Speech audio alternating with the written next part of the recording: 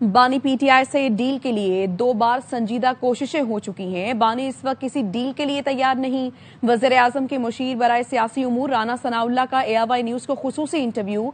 कहा, डील के लिए पहली संजीदा कोशिश मोहसिन नकवी और अली अमीन गंडापुर ने 26 नवंबर से पहले और बाद में की, जबकि दूसरी संजीदा कोशिश बैरून मुल्क से आए चंद अफराद ने की।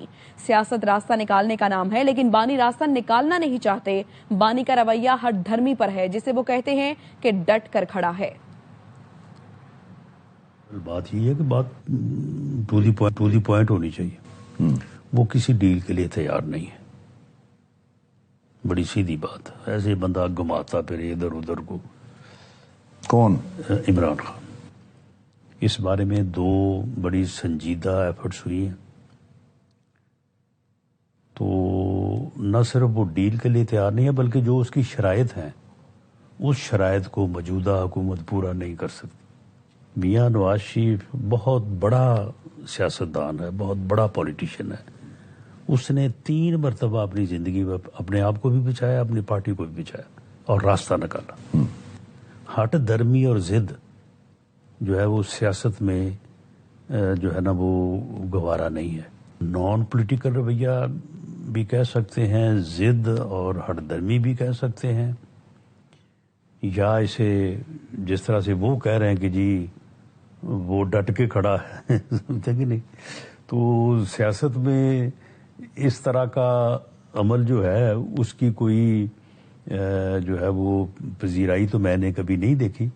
जिद कहें या हट धर्मी, असल बात यही है कि वो रास्ता निकालने पे आमादा नहीं है। इस वक्त जो सूरत हाल जिसको पीटीआई फेस कर रही है, ये बिल्कुल उनका अपना चुना हुआ रास्ता है। उसमें किसी को उन्हें दोष नहीं देना चाहिए। एक संजीदा कोशिश तो मोहसिन नकवी साहब और अली अमीन गंडापुर साहब के दरमियान हुई है, और वो कोशिश संजीदा कोशिश थी। ठीक है। 24 नवंबर को जब इन्होंने घिराव किया, उस वक्त भी थी, उससे पहले भी थी, उस वक्त भी थी। दूसरा जो है उसकी मैं तफसील में इससे ज़्यादा नहीं जा सकता कि कुछ लोग बाहर से आए थे एक मुल्क से। जी जी। वो भी बड़ी संजीदा कोशिश थी, और उन लोगों का इमरान खान साहब से भी ताल्लुक था। जी जी। वो लोग इमरान खान साहब को मिले भी। जी मिले। और मेरी इन्फॉर्मेशन के मुताबिक इमरान खान साहब उनके साथ पहले राजी हो गए। पहले उन्होंने मान लिया कि जी ठीक हो जाए, ठीक है, लेकिन उसके बाद फिर पीछे हट गए। अच्छा, तो अब तीसरी कोशिश भी होगी? मेरा ख्याल है उसका फायदा नहीं। अच्छा। उसकी वजह यह है कि जो लोग इमरान खान साहब को जाके बताते हैं कि जी इनकलाब तैयार है, और बस लोग सिर्फ आपका मैसेज चाहते हैं, आपका मैसेज नहीं पहुंच रहा, तो उसके बाद इनकलाब आया चाहता है, जबकि इनकलाब यहाँ पे दूर दूर तक नज़र नहीं आ रहा।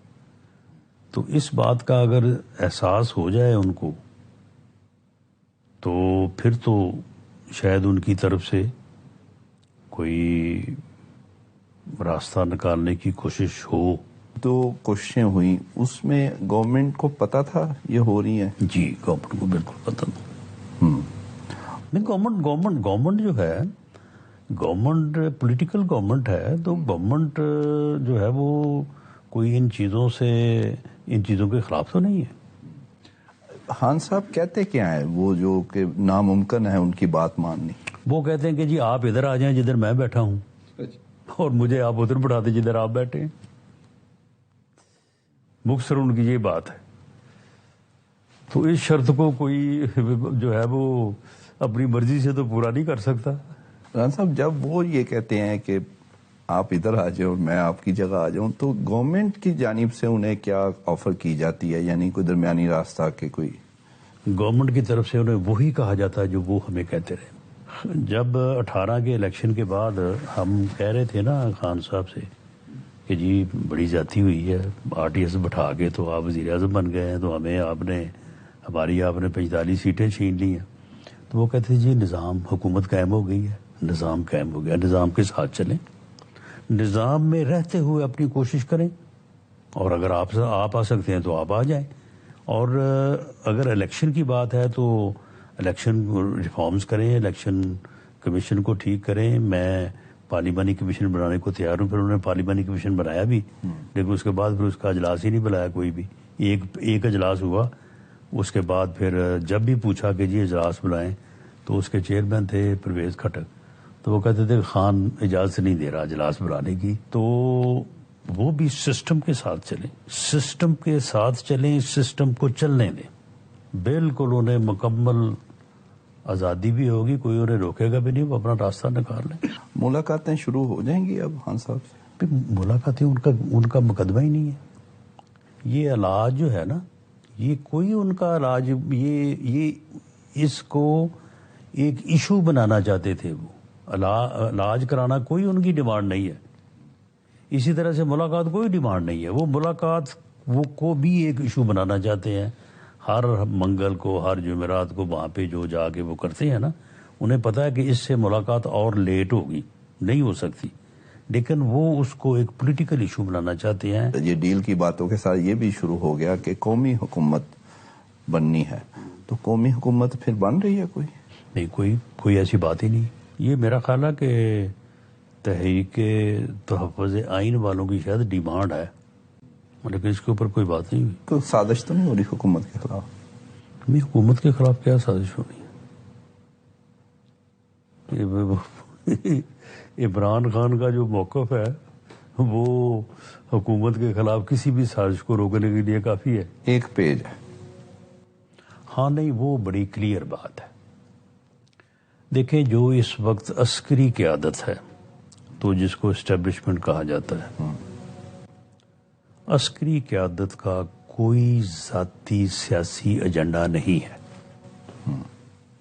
یہ جو اس وقت کہا جا رہا ہے کہ جی سیاست میں بڑی مداخلت ہے، وہ بھئی پچھلے 10-15 سال میں، بلکہ پچھلے 10 سال میں سسٹم کو آپ نے اس طرح سے جو ہے وہ آرٹیکولیٹ کر دیا ہے، تو اب اس میں کوئی کیا کر سکتا ہے؟